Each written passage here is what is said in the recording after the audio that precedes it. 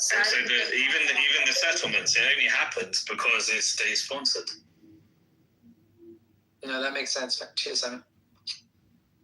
Sorry, just sirens are going off all over Israel right now, specifically in Haifa, and Galilee. I can't believe this bitch is 100,000 followers. Yeah, sirens right now, right? Sorry, over to you, Mace. The sirens are blazing, yeah. Yeah, and the Japanese Nikkei futures plunge over 7%. Sorry, that just kind of popped up in my... Yeah, markets around the world are kind of... Whoa, 7? Yeah, it was down. It was down more than 3 just 15 minutes ago. But Japan and Europe, Asia and Europe are going to be the hardest hit by the oil shock for sure. That's a proper delayed reaction because there was a week for the market to figure this out, but now they're pushing it here. Like that's a real delayed reaction. It had losses Friday too, bro. This is cumulative. Yeah, the markets thought this was going to be short. Yeah. The people underestimated the duration. So what's happening is less important than the duration of the disruption. And the system can handle a 10-day disruption, maybe a 14-day. Can't handle a 30-day. And if it goes beyond that, it's really a problem with the system. They can trap all that oil in the Persian Gulf. You know, the only pipeline out is across the Red Sea, and that's going to do 5 to 7 million barrels, assuming it doesn't get hit in the next few days. I mean, it's a target. So they can do it. Hey, man, it's been a target for 70 years.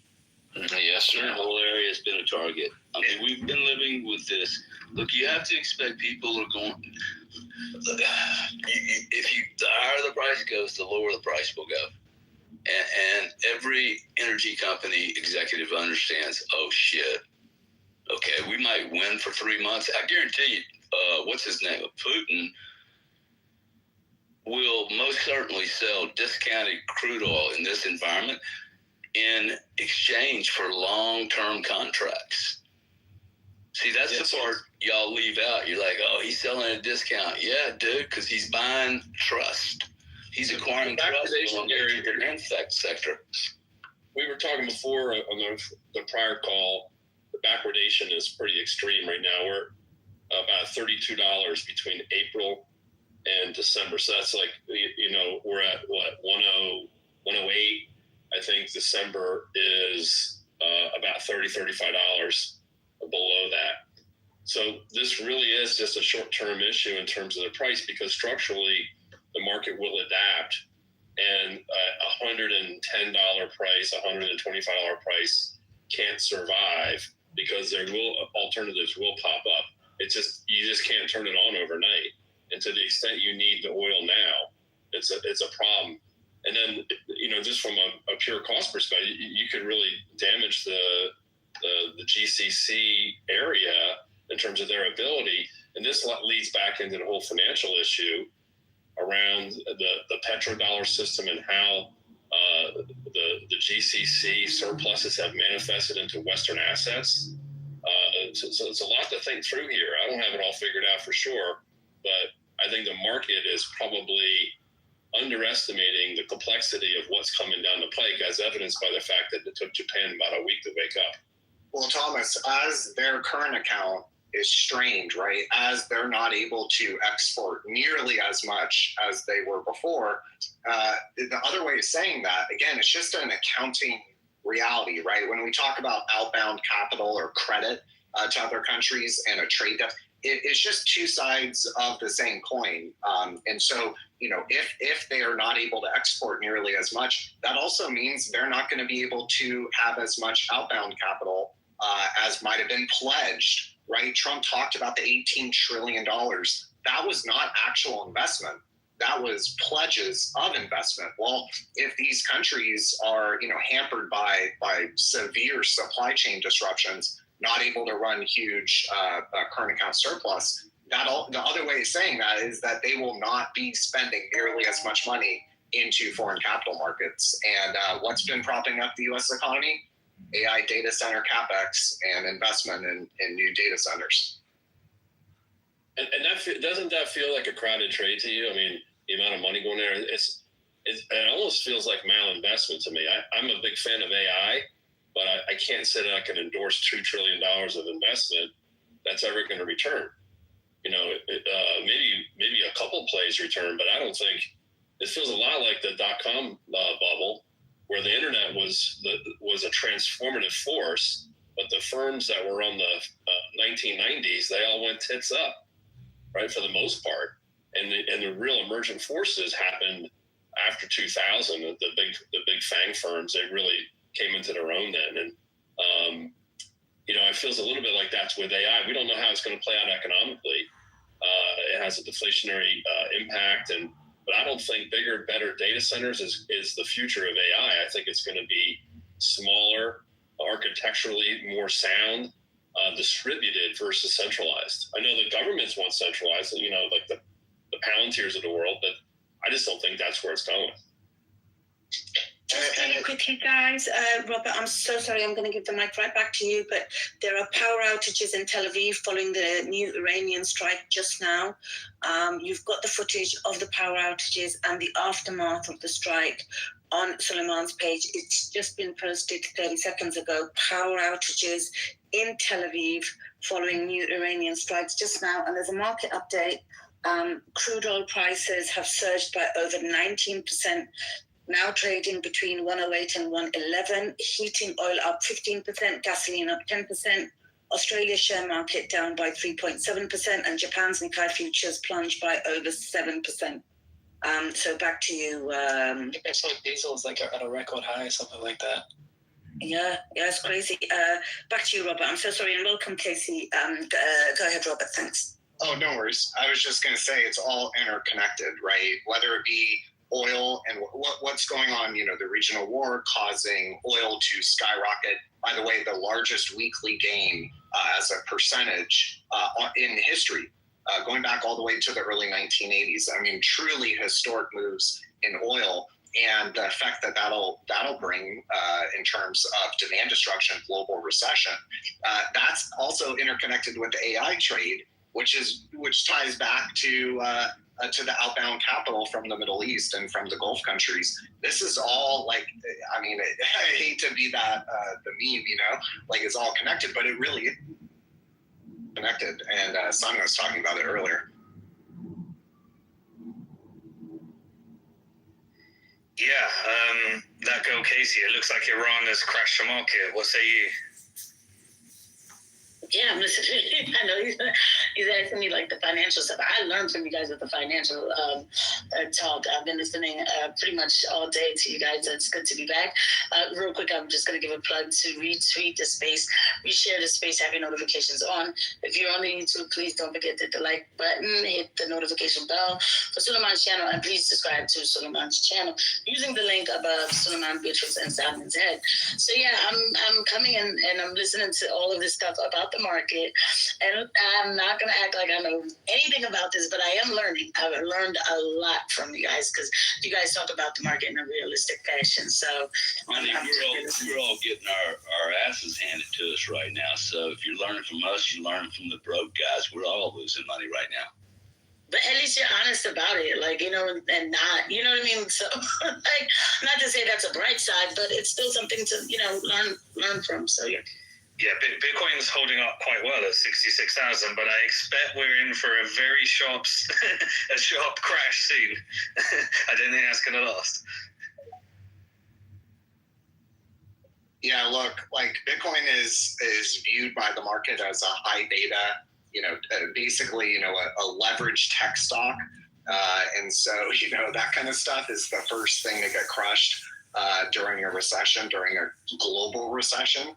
So yeah, I think, look, if you like Bitcoin and you have a longer term time horizon, you're going to get really good buying opportunities coming up. That's the other way of looking at it, because the government will be forced to print even more money than in 2020. I mean, in this in a vanilla garden variety recession, the fiscal deficit goes to $5 trillion. And private credit is blowing up. That's another $5 trillion. Oh, and the mortgage market is blowing up. That's another 10 trillion, and AI is taking white collar jobs. So you got to fund UBI. Oh, I don't know. It's another couple trillion. Like, you're talking about a boatload of money. So as long as you can kind of keep your head cool, if there are Bitcoiners listening, just, have your low time preference, think, out into the future. Don't be levered, right? Because leverage is going to be what wrecks people over the next couple months, in my opinion. Yeah, commodities were on the verge of like breaking out just before the war began, like gold, silver, other commodities. They were literally just about to go to the moon before they stopped. And it's surprising because you'd expect, geopolitical risks to send the prices soaring. But yeah, they seem to be in like kind of like a holding pattern for now. But I like the guy who spoke before said, there might be faster growing things, but I still would. My personal opinion is that they're still going to outperform this year, in my opinion. I'm just not going to look at it right now. It's hurting. On a couple of stocks, I'm not even going to look. Okay, change the subject. Yeah, I mean, Andrew, you served your country. I really appreciate all you shared. You lost your son. I think it's absolutely tragic, and you're like, to go to war, it also has a bottom line impact on your pension. But I think they're going to print their way out of it. But it's crazy, isn't it? As you come to retirement, like, you realize that you're reliant upon these financial institutions, like for all of these moves, and it's like, just bring it back down to reality, isn't it, Andrew? Yes, absolutely, Simon. Absolutely, dear brother. Absolutely.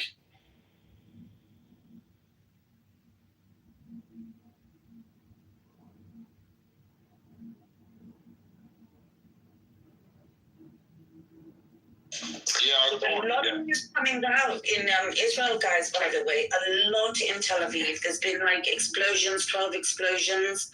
The footage coming out is crazy.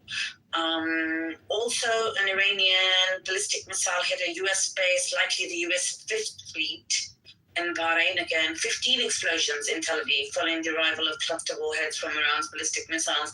Mentioned it too soon on this place that nothing's going down in Israel. Saudi first. Okay, keep mentioning it. Hopefully more happens. The sky over Tel Aviv has been cleared. There seems to be no defense system there. No defense system whatsoever. Guys, there's a lot of footage on Suleiman's page. You can go and have a look at it. So yeah. Welcome, Doc. That says, Beatrice, that's fake news on television on fire. We spoke to a gentleman this morning in Israel in his car, and he said, "What are you talking about? Everything is just fine." What? And he's like, yeah. And I'm not kidding you. It's like, what? Are you serious? So expect this delusional, so I have to keep pouring in. No, everything's fine. Was anybody in there this morning to hear that? I was there. Yeah. Oh, okay. Yeah. Remember that? The guy that Suleiman was going mad at because he couldn't answer simple questions. Yeah, in part, yes. Well, there's another one of them too. It's just nonstop. But he said, and then he started getting angry. He said, "What are you telling me? I'm here. I'm living here." It's like, what are you talking about? You ain't getting hammered. No, we're not. It's fine. People are millions just living a normal life. And see, the thing is, they think we believe that. And thank God for this base, because if we only had Fox News, we'd be going, "Oh yeah, everything's fine." As they continue dog walking us into this destruction, Yeah, it's pretty wild to watch mainstream media past couple days, and the stunning lack of coverage on actual, impacts in not just Israel, but also, our they're getting through our defenses too at bases, whether it be in Bahrain with the Fifth Fleet, another one today, right, or go down the list. So it's pretty stunning to like realize that is what the average boomer voter watches. They have no idea. Exactly, and this is why people think Bahrain. What's that? They don't. First of all, you can't find it on a map. Second of all, when you say the Fifth Fleet and our control over that entire region, so what? But what folks don't understand. This, I know I've repeated this 1,000 times. This is serious. The Navy cannot keep, the United States Navy cannot keep that sea lane open. They cannot keep that sea line and communication open. And everyone's trying to look the other way. But that is a big deal.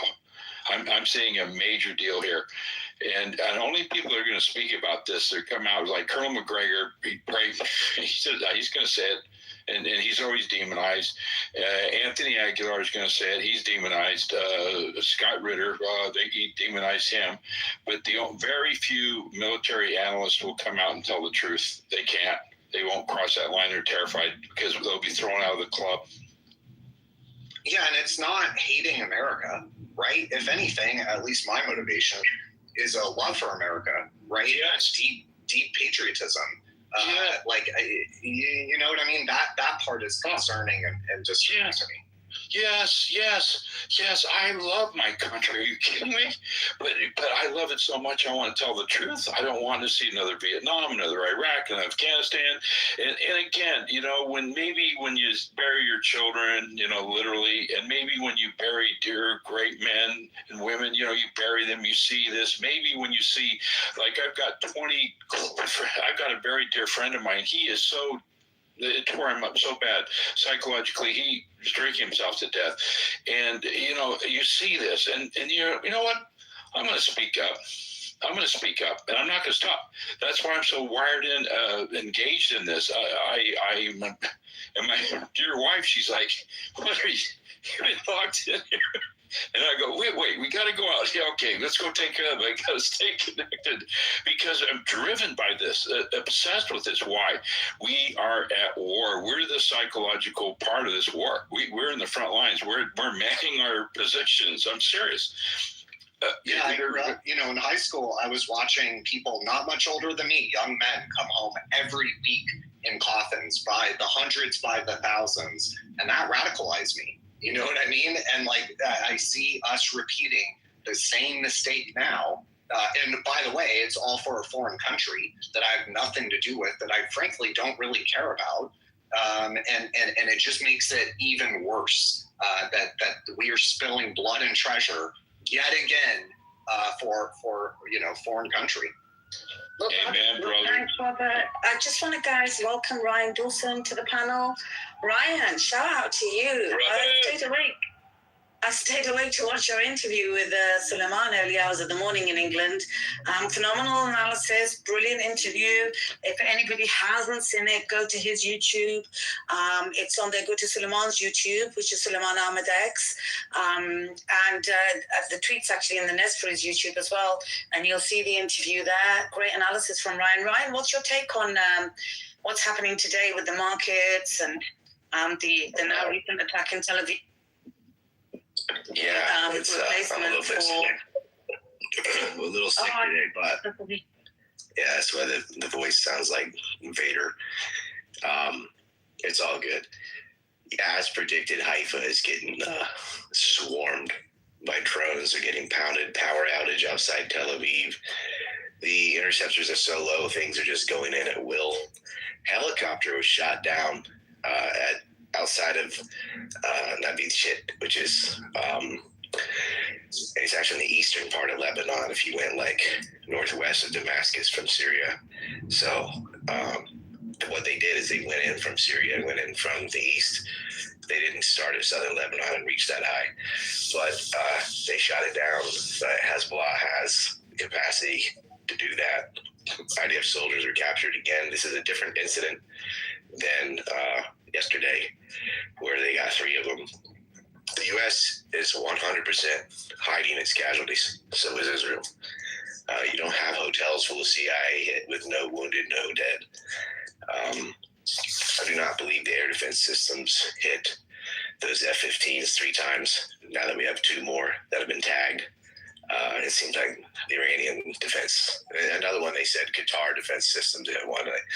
Really, our best anti-air defense is Kuwait and Qatar. Huh? No, they're just called casualty laundering is what they're doing. It's not going well for the empire. They bombed a lot of infrastructure in Iran, made some impressive looking big fireballs, but it doesn't really move the needle battlefield wise.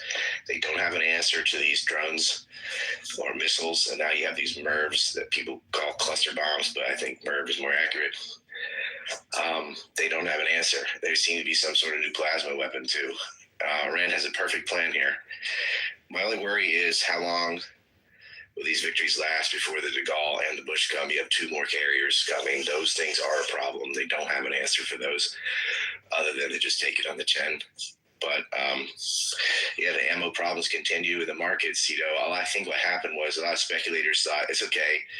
In a few days, this will all be done, and you know they'll reopen the strait and blah blah blah. Now they're projecting months of war, and people are panicking, and so they are adapting, which means it's not good for UAE, not good for any of these Gulf states, and Bahrain continues to get destroyed. They will not be able to use that 5th Fleet dock whatsoever. Oman has basically tapped out. I think Bahrain is next. The Kuwaiti airfield's kaput.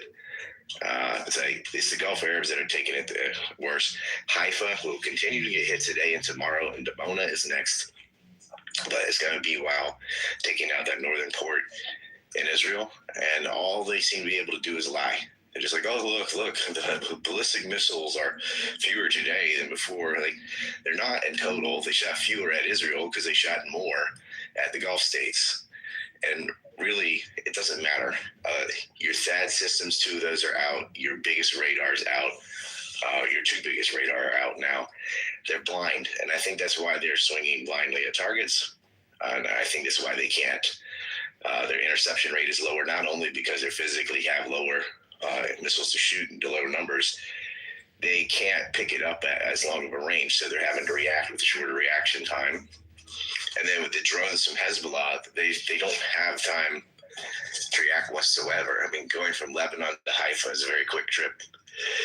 And they can't seem to figure out where they are. And the Israeli army is too timid to go in the hills and do what they need to do and stomach the casualties and root them out. So what will they do? They'll continue to kill civilians in Beirut and Tehran. Like, okay, fine. But that's not helping them win the battle at all. And this is what's happening without anything going on in the Red Sea. Like, imagine if that naval choke point starts to have problems. I mean, I can't even imagine. Well, they also lost the fort temporarily while it was going through the Suez Canal and out the Red Sea. So, that window. Iran has pulled the perfect play. They don't have a substantial navy, but they have land turrets, which can help close the strait. They don't have a substantial air force, but that's okay because they made up for it by all these underground missile silos and drones. Cannot praise drones enough. And it's weird because I used to be like, when drones first came out in warfare, I was like, oh, how cowardly, but now I'm cheerleading them because they're hitting the side I don't like. But those things are effective. And it's amazing why the U.S. and Israel, at least after watching how effective these were in the war of Russia and Ukraine, why they didn't invest in these. But it's driven by profiteering. So Lockheed Martin's like, why not do it now? We want to build this THAAD system. We want to build these things. I'm like, yeah, those are fancy and they work a few times. But how many do you have? Exactly. And they just went with whatever had the most bells and whistles, and that was the most effective. Now, they did build Reapers. That's for reconnaissance and intelligence. ISR, they call it. 3 of those were shot down. Now, each Reaper, this is the MQ-9 Reapers, they are $100 million each. So that's $300 million that went up in smoke. And the reason they're looking for these locations of ballistic missiles that are completely underground, and people saw those videos of missiles that just went right out of the dirt, and that video is 10 years old. Iran's been able to do that. That's not a new development. It's new to them because they don't know what's going on, but it's not new to us who covered the Syrian war and been kind of autistic about weapons and stuff. But this is something they should have known. even analysts are like, oh my God, you see these new, I think these are new. These are not new. These are a decade old, and they're all over the place, and they're in the mountains too. Good luck finding that. Now Reaper will find it, but they've got dirt on top of them and like very thin little roofs that they just blast out the side of. They aren't going to be able to get these quick enough, if at all, without the nuclear weapons. The 82nd Airborne is going to northern Iraq. I don't know what they think they're going to do, but if they go into Iran, into those mountains, a lot on both sides are going to die. But I don't know, Trump just is like, oh, we're doing so well. We sank a ship off Sri Lanka. It wasn't even armed. We blew up a school full of girls. Oh, no, he didn't say that. He said Iran must have hit their own school.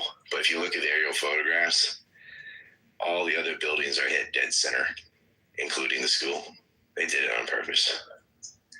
We are terrorists. Our government's terrorist.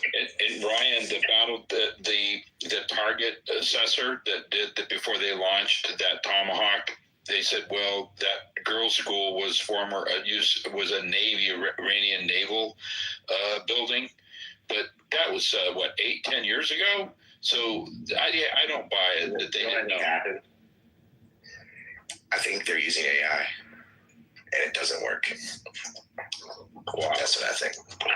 Because what's the point in a girls' school? Like, that's your own side's gonna go, oh, right at the onset. I think their intelligence isn't good. It's not up to date. I don't believe that was a naval school anyway. At an elementary school, everything's like low to the floor, whatever.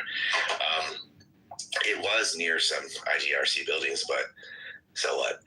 It was clearly a school made it dead center. It was on purpose. They could admit, okay, we hit it was an accident. We had the wrong charts, whatever.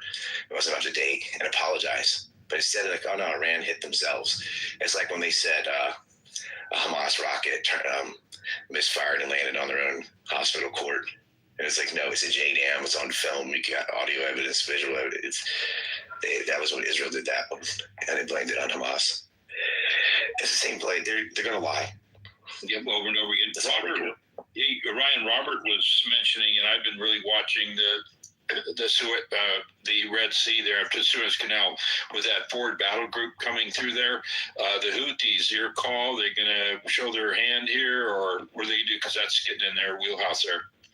I doubt it, because it's a carrier. What are the Houthis going to do? They have stated, if Saudi Arabia enters the fray, then so will they. But the Ford could go down there at 1 mile an hour. There's nothing they could do to it. I'm big on carriers. I mean, it's just like it's a floating airport. Your speedboats and rockets can't do anything. It'll be there. It'll be a fat target, easy to hit, but it won't do any damage. So why bring that hell on yourself? And because they'll bomb civilians in Yemen too. They don't care. So I would advise them to stay out of it. If they get involved, it would be catastrophic for markets, for global trade. It would be unbelievably bad. Well, if they close the Macabre Strait, between Mandab, yeah, I know my throat's fucked. If they scream Macabre, that's a Freudian slip, ain't it? That's how I feel. Everything's macabre. Yeah, between Somalia and Aden, if they were to close that too, that'd be harder for the Houthis to pull off. But the shipping lanes are the arteries of trade. And man, it's bad here. I mean, Korean stock market took a hit. I was wrong the other day when I said Japan had 100 days of oil reserves. It's actually 250 days. It's pretty equivalent to China. However, Japan imports 72% of its oil from the Persian Gulf. So, not good for them.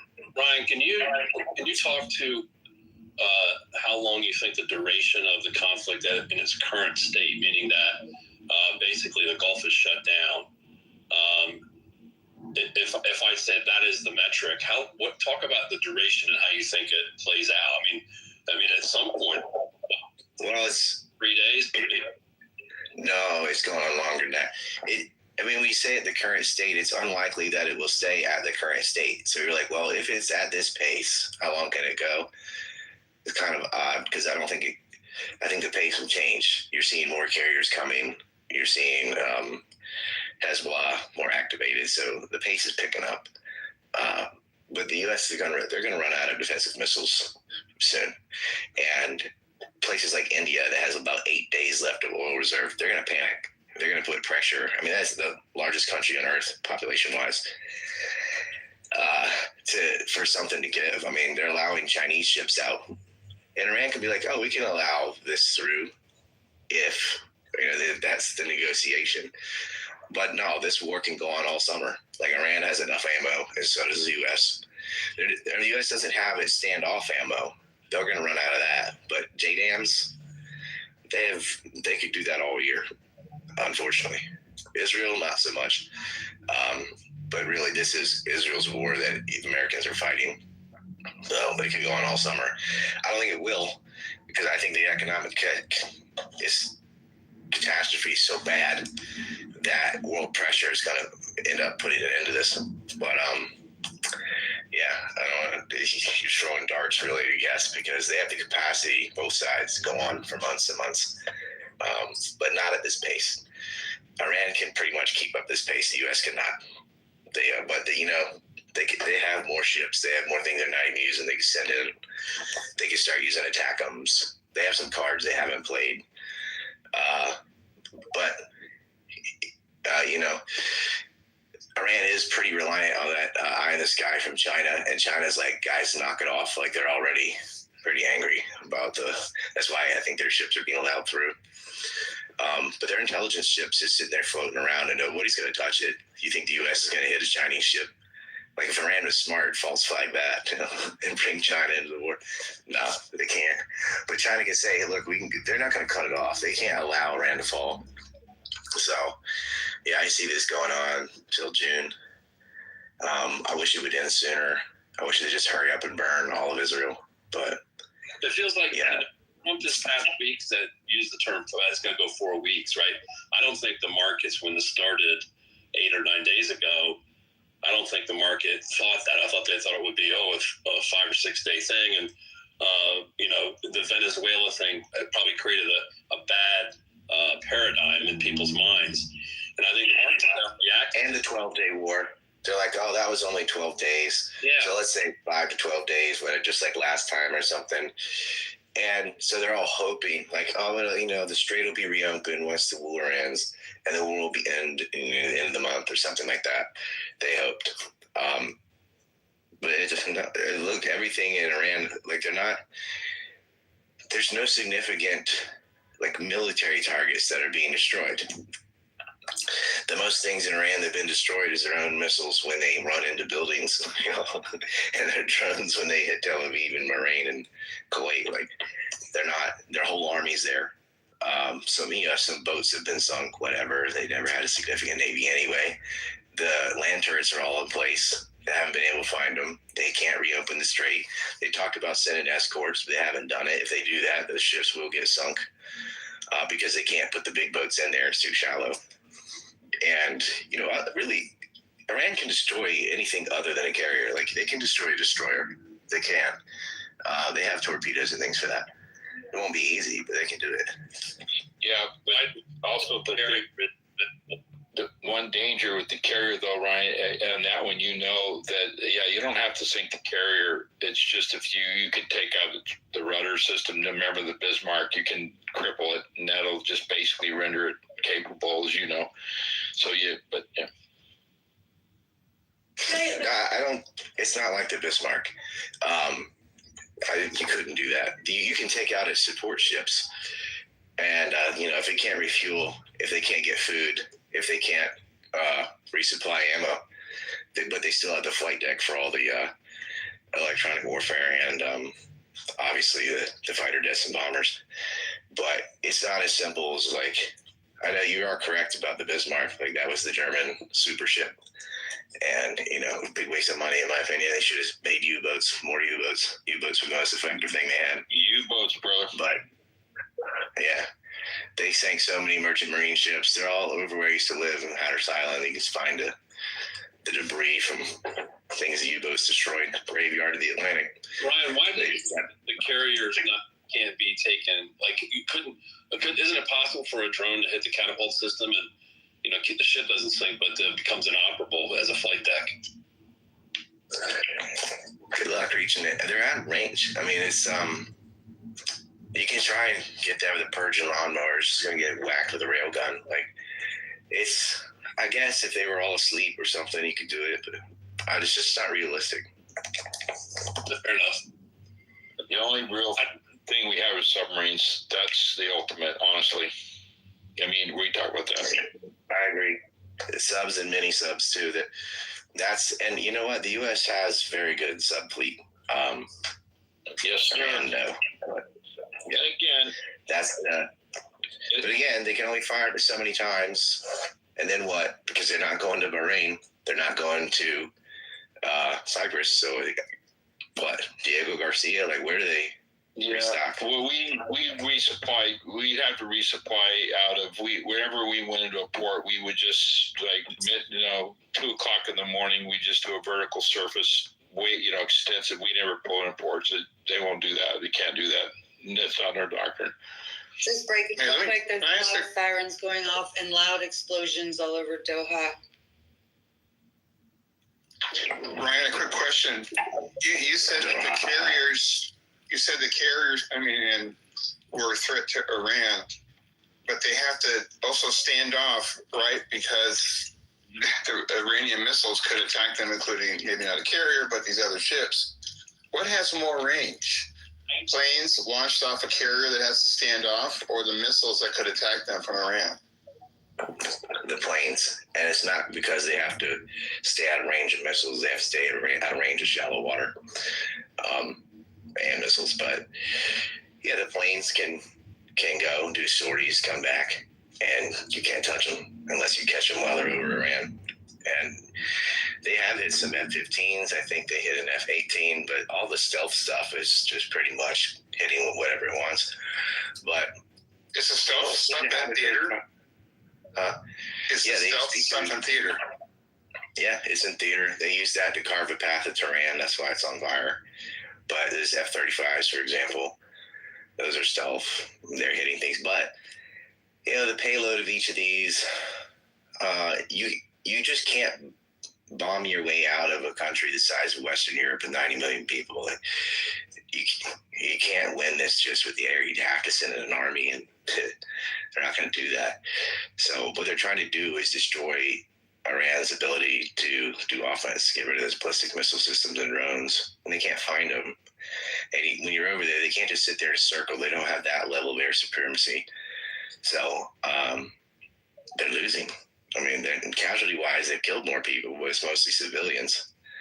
And they're burning through their gear. And actually, I got Larry Johnson on in 20 minutes, so I'm going to go prep for that. But, yeah, more carriers are coming. Anyone, don't pretend like that's not a problem. It's a problem. I know they're like, well, it's French. Okay. I don't dog on the French like everyone else. Like, the France is a pretty strong military. That is, the De Gaulle is a legit carrier. The Ford is the largest carrier. It's bigger than Lincoln. That is a problem. But it's not going to be enough. Tel Aviv, the way that Israel's getting hit, like, that's their baby. That's the whole reason they're having this war.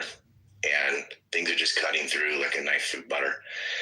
And it's just the geography. They don't have a lot of cities. They don't have a lot of land. They cannot stomach these hits the way Iran can. So that's why they're doing stuff like going after distilleries and oil and all, because they can't find the ballistic missiles. And then Iran's doing it better. Look at Saudi Arabia today. With Israel's inability to defend themselves, particularly against missiles and these drones, how does this go on until June? If there's no way for even an enhanced carrier force to inhibit Iran's launching of their large missile supply. Well, I'm assuming eventually they'll start finding some of them, but I'm thinking more of the war in Lebanon. Like, Israel wants to annex land where their army's going in. We don't really know the strength of Hezbollah. but that could go on for months. And yeah, Israel, look, you get hit with drones. It's the same thing I just said. Even though they're much smaller than Iran, it is an air war. Like you can probably bomb your way out of a country the size of Bahrain because it's so tiny. But Israel does intercept some, and drones don't have a big payload. They hit, you blow it, they repair it. You know, they can clean stuff up and fix things. But the things that you can't repair are things like the $1 billion radar in Qatar that got smashed. A lot of things that are getting broken in Israel are fixable. The whole point is just to close the port so they can't resupply, and it chokes their economy. They're not losing like barracks full of soldiers or anything yet, but that will come as they get depleted on defense. Thanks. And thanks a lot, Ryan. Hey, come over to my Substack later and watch the Larry Johnson interview. And then I have one with Sullivan. Thanks, Ryan. Appreciate you coming on. Yeah, thanks, Ryan. That was awesome. Thanks, Ryan. We appreciate you coming on. Thank you. Yeah. If you didn't see Ryan's interview with Sulaiman Ali this morning, please do go and watch it. It was brilliant. Appreciate you, Ryan. Sullivan and I have another one in like 5 hours. We're doing another one. Like I'm holding back right now because I'm like, I have to say this all again anyway. So we're gonna do a war update later today. Look forward to it, Ryan. Look forward to it. And do you know what? 5 hours time is going to be 5 a.m. here. It's just gone 12:30 at night, and I'll stay awake for that because last night's one was brilliant. So thank you so much. I really appreciate you. I want to give some breaking news quickly, guys. Qatar's Ministry of Interior urges residents to stay indoors due to an elevated security threat. An elevated security threat, I guess, from Israel. Iran fires new wave of missiles towards Israel. We know that already, and there's more. There's more just been fired. Lindsey Graham's making a lot of statements today. He's made statements about the deceased soldiers that have come back from America. I can read that out to you, but basically it's like you gave your life for the country, and, you know, there's going to be more of this to come, kind of underlying tones of it. Let me just have a look what else there was. Hegseth maintains that Trump will set the terms of Iran's unconditional surrender and that they will surrender and that they will combat ineffective. They will be combat ineffective. So Hegseth saying that on the record. Sirens and explosions in Doha, Qatar. Sirens and loud explosions, it says, in Doha, Qatar. What time is it there now? 3:30 in the morning over there now. And just in case you missed it, guys, there's now been officially reported 8 casualties so far, 8 deceased from the American Army. 1 from Saudi Arabia was announced earlier on today, and 1 from Kuwait. CENTCOM said that a National Guard soldier died in a health-related incident in Kuwait on March the 6th during a medical emergency. Exact cause of death is under review. So that's that news coming out of America. Sirens in Bahrain. There are sirens in Bahrain as well. Hegseth is giving interviews as we speak. He maintains the U.S. has been in control the whole time. And he says the U.S. is fighting for U.S. interests. So America's fighting for its own interests, and America's been in control of this the whole time.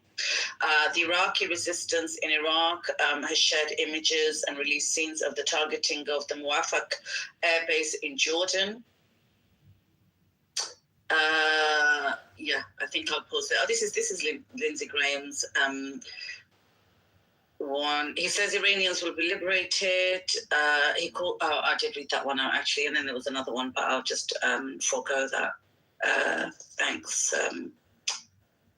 Yeah, it's good of Ryan. I always appreciate his insight. Oh, we lost Robert as well. Oh, shame. I was enjoying that discussion. Genghis, go ahead. Thanks for joining. How you going, guys? Yeah, it's really Iran's war to lose, isn't it? If you look at it tactically, they're playing it perfectly. They got their cards close to their chest. You know, the weapon systems that the Americans really want to find so they can take them out. Iran Iran is refusing to show them to them. So America's bombing civilian targets to try and bait Iran up in the mountains there, 600,000 military strong, to reveal their positions and, let rip with these missile systems. But Iran's refusing to take the bait because they've got the trap set beautifully and they're waiting for the ground invasion. So if you're wondering what a victory for Iran looks like, it looks like this.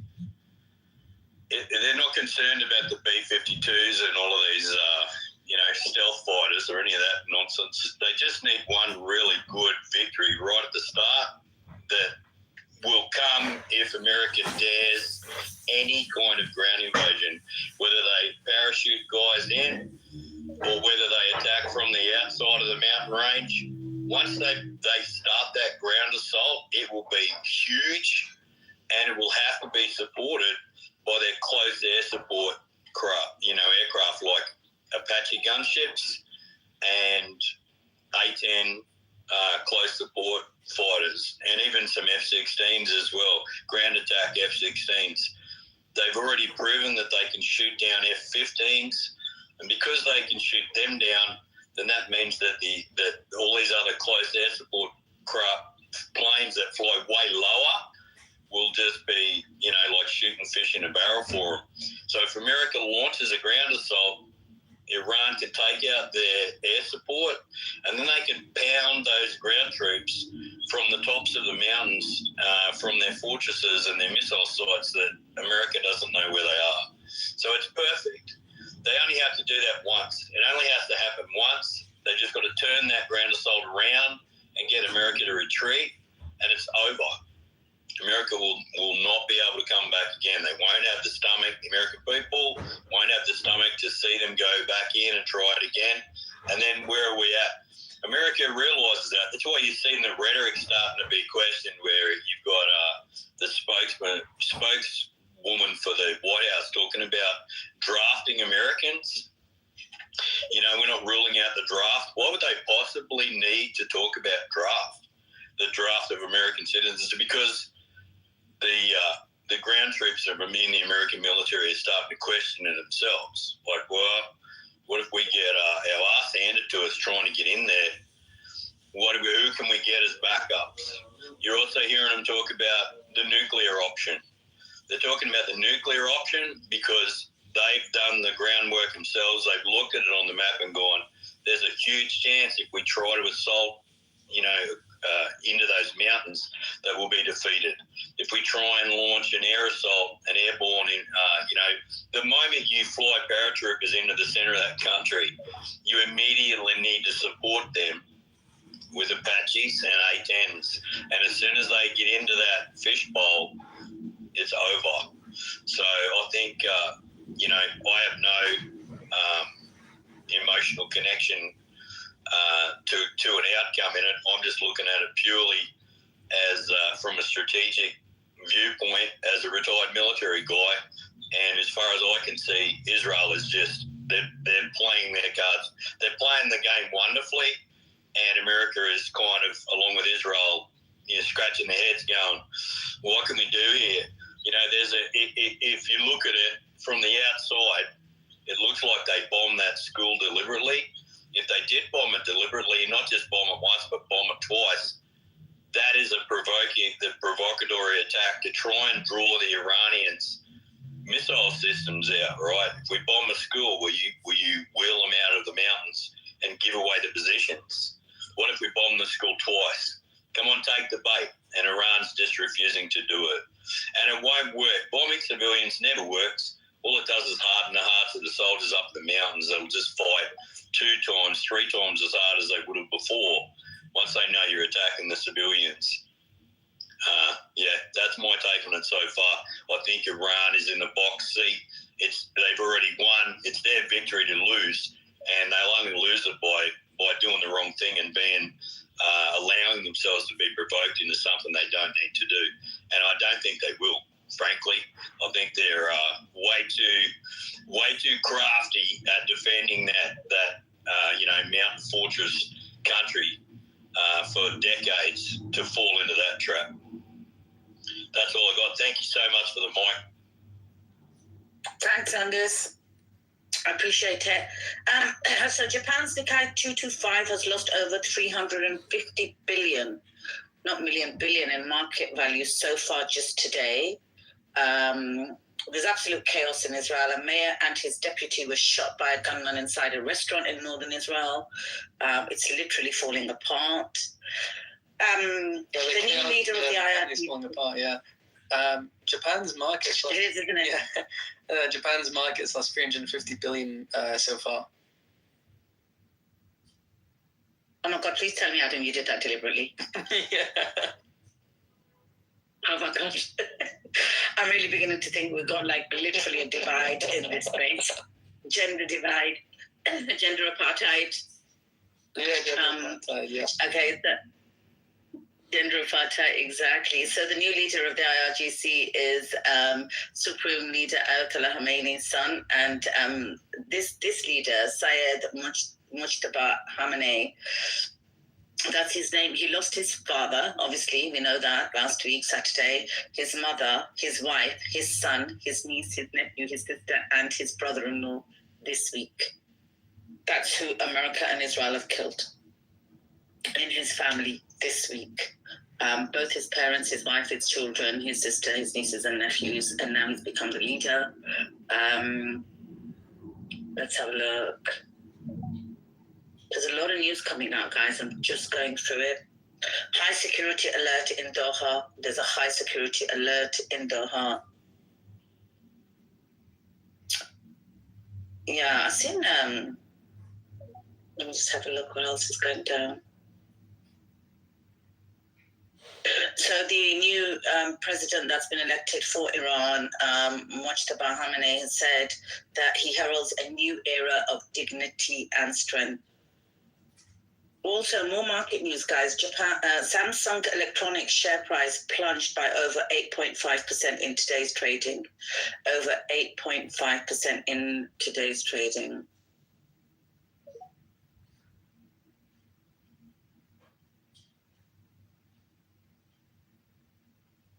Hexet says that the president hasn't ruled out boots on the ground to avoid alerting the enemy to the US limitations. So boots on the ground is an option, I guess. I don't know how they're going to do it. I don't think they're going to be able to send any Americans there. And internal sources have confirmed that the US military plans to deploy soldiers to Iran at some point, though the scope is unclear. Interesting.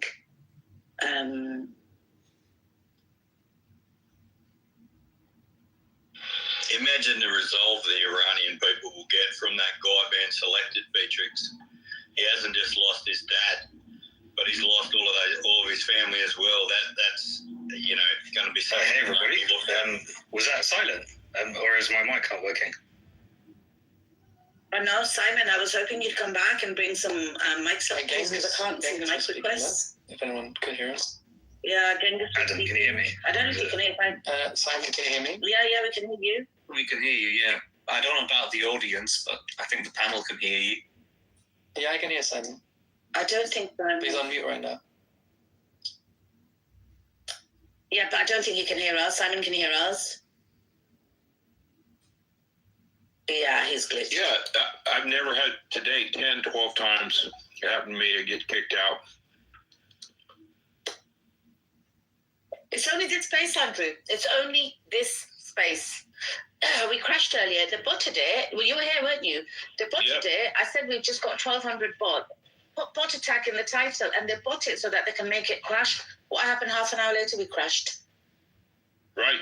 Hey, yeah, exactly. Hey, Genghis, real quick, from your contacts, your experience, your knowledge, what's your call? What are they actually? The United States going to do the unthinkable and actually send in any manner of ground boots on the ground, any ground troops?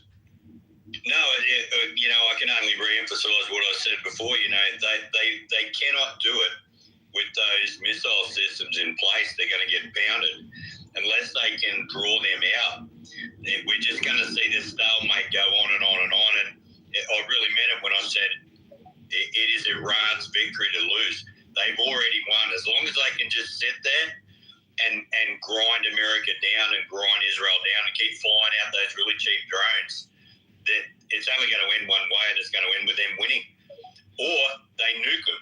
But even then, they still win because they'll fire. There will be retaliatory strikes from them and other countries that support them if Israel or America nukes them. But yeah, I can't. There's no way you can do it, Andrew. You can't get paratroopers in there.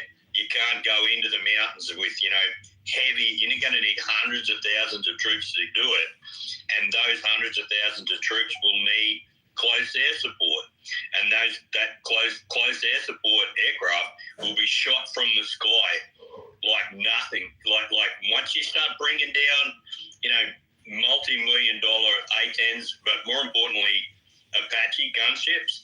Once they start bringing them down, you'll see America will slow down real fast if they can shoot them down, and I've got no doubt they can. Then once you bring them down, then air superiority disappears. Yeah, I agree. Then it's just a battle of small arms, and who's in the prepared position, who's got the high ground, who's got the positions of strength and the bunkers already done. Iran has. They've been waiting for decades. There's no way you can possibly win. What America's trying to bait out of them is they're trying to bait out those locations so they can fly their stealth planes in and drop those Moab bombs, the ones that really dig down. But you know what? They're super expensive bombs, and you can't just drop them anywhere. You've got to find the exact locations of where the missile systems are, and Iran is just too smart. They're not going to get baited out with bombing the civilian population. That's provocatory. It's not serving any purpose whatsoever to fly into the middle of Iran and just start randomly bombing schools and whatever else they're hitting. It's to try and bait those missile systems out so they can take them out. And I just can't see it.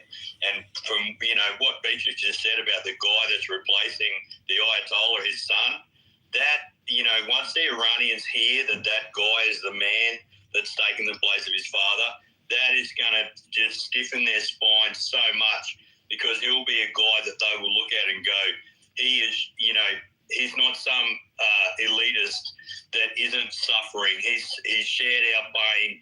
He's lost family members. He's going to stand there and lead us now.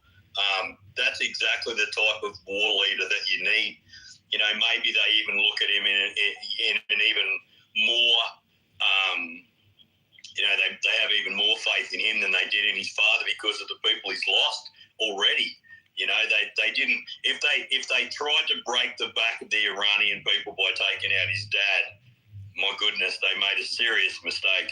But I agree. To conclude, I don't see a ground that they will not invade with ground troops unless they can take out those missiles, and Iran is too smart to give them to them. Plus, there's no amphibious surge. I see none of our amphibious forces coming in to set the beachhead, the Marines, and all that I've seen from my knowledge of it. But hey, let me ask you a question. Do you know why would they have the 82nd Airborne mobilizer unless I've heard misinformation? Yeah, I think they're just bluffing. I don't know whether you heard me last time I came on, but I said, war's about deception, and you know that better than anyone as a submariner.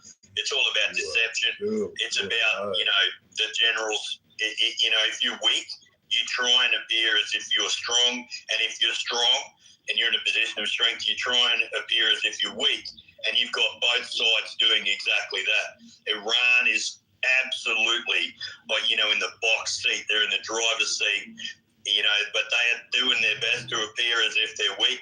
They're not firing away all their best missile systems. They're just sitting there playing possum because they're trying to bait the Americans into a ground invasion.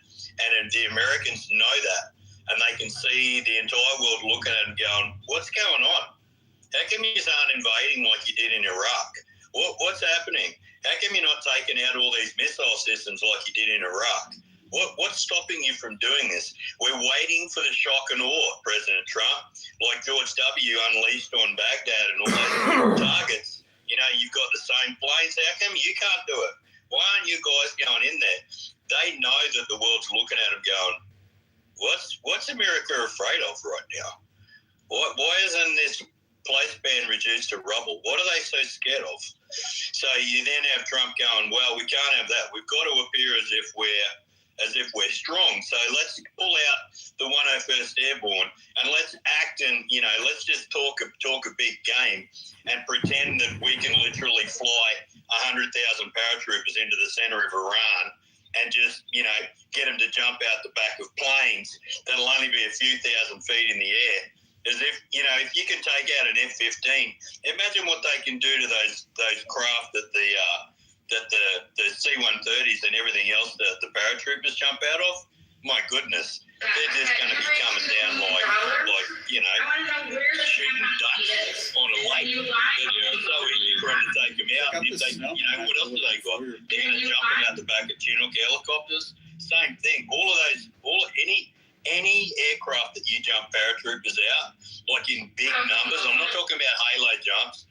Some of you would have seen in movies where the special forces guys get up super high above the clouds and they jump out. They jump out with oxygen and they do what's called high altitude, low opening jumps. It's something that they do. They free fall most of the entire way down. They use oxygen, but it's only for getting in really small elite groups of guys.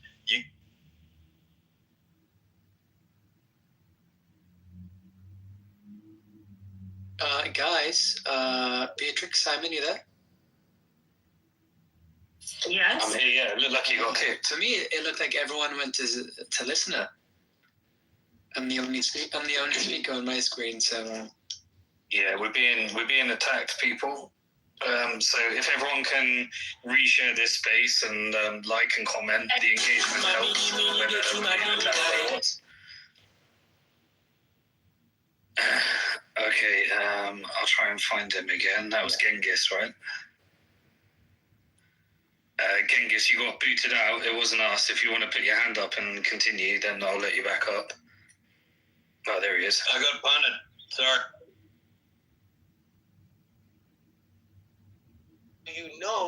They're trying to miss. What's reality?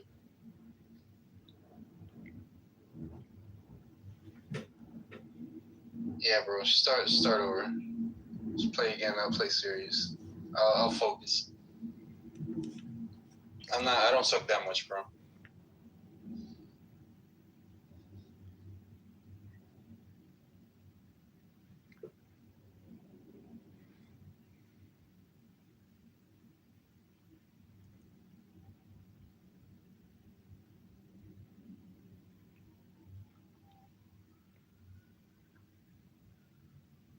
Hey, what did you do? Me, I babysat my friend's twins. Then I went to yoga earlier. That's handful. Yeah, it was. Yeah.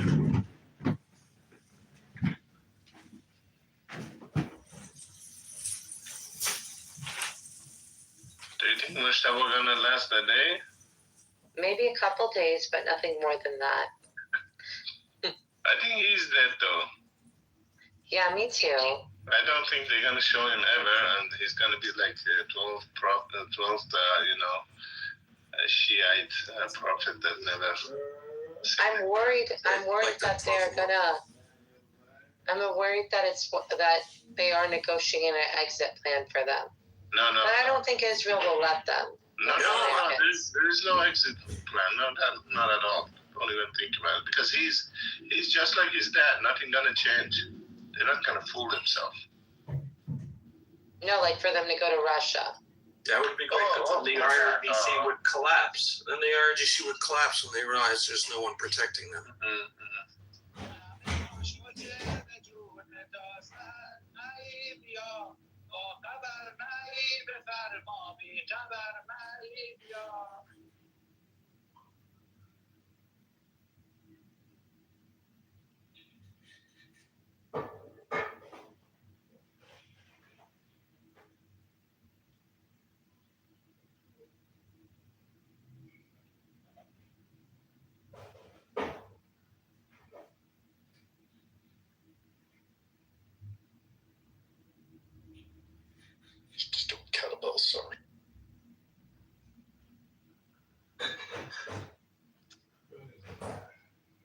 watching this Iranian woman cook something in her backyard.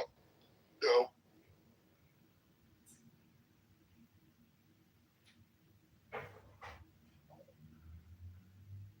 I'm doing around the world to stabilize my core. That's so much more productive than what I'm doing. I'm watching food. You're burning calories from food. There's a difference. Wow, this looks so yummy. The seitun parvarde. Love olives. Oh, Shani. Seth, you never sent me the second one. The follow-up song.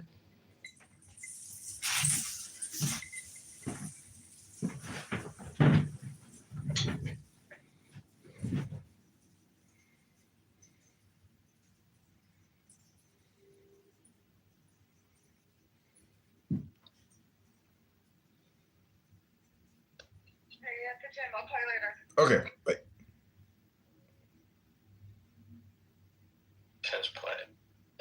They kill white people, and that's very sad. And that's a very sad. I mean, Hey guys. Hello. Hey. Hey, What's son, how up? you doing? Let me see, who is this talking? Mo. Money. Yes, ma'am. Mohammed. Oh, hey, Mo. Oh, no, you're the guy that's really smart. We've had intellectual conversations. No, I'm pretty slow, but we've spoken. You're Somali. We were talking when I was in Saudi Arabia, I think. Yeah. South Africa, Saudi. Yeah, you were with me. Everything. Did you see my snap? I have horrible memory, but I probably viewed it. You saw me in Saudi and stuff, though. Yeah. You're looking incredible. Thank you. Yeah, Yasmin's one of my best friends. So Mo's a cool guy. Yeah. Hello. Where are you from? Chittenden County, Vermont. No idea where that is. Vermont. That's East Coast, right? Are you American? Yeah. Canadian. It's right next to Montreal, like an hour and a half away. Oh, okay. Yeah. Below it. Okay. If I was American, that would be embarrassing, and I didn't know that. It's kind of embarrassing. I don't know it as a Canadian. I can't handle Donald Trump. Oh, most American, man. You're Canadian. Too many of those states. How do you remember them all?